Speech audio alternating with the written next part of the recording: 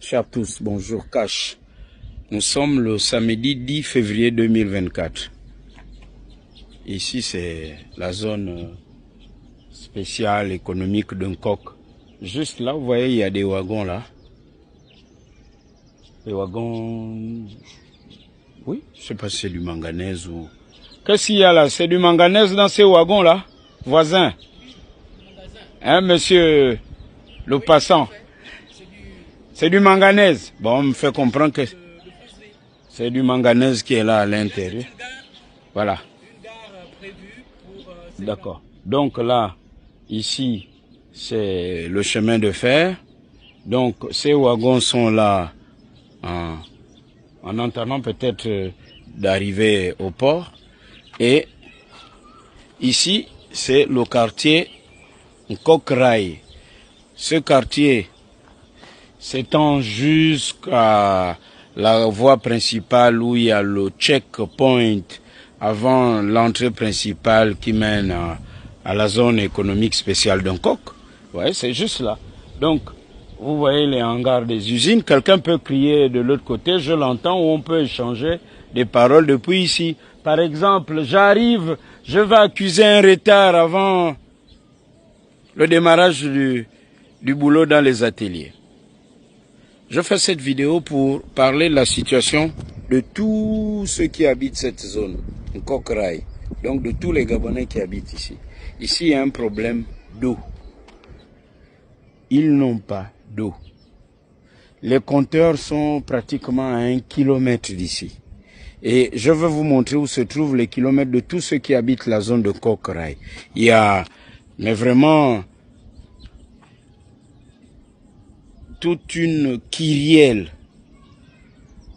de compteurs et de tuyaux, mais vraiment en piteux état. Dans cette transition cache des mentalités, il y a à revoir aussi la RSE de la zone spéciale économique d'Nkok. Ceux qui habitent aux alentours, parce que c'est le chemin de fer qui sépare cette zone économique, et là où je me trouve, la zone non économique, où habitent les Gabonais. C'est un quartier qu'on appelle Nkok Rai. Donc, ils ne jouissent pratiquement pas des retombées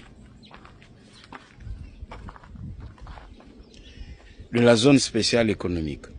Pourquoi ceux qui habitent ici n'ont pas d'eau? Évidemment, ce n'est pas la zone spéciale économique de Nkok qui produit de l'eau, c'est la SCG.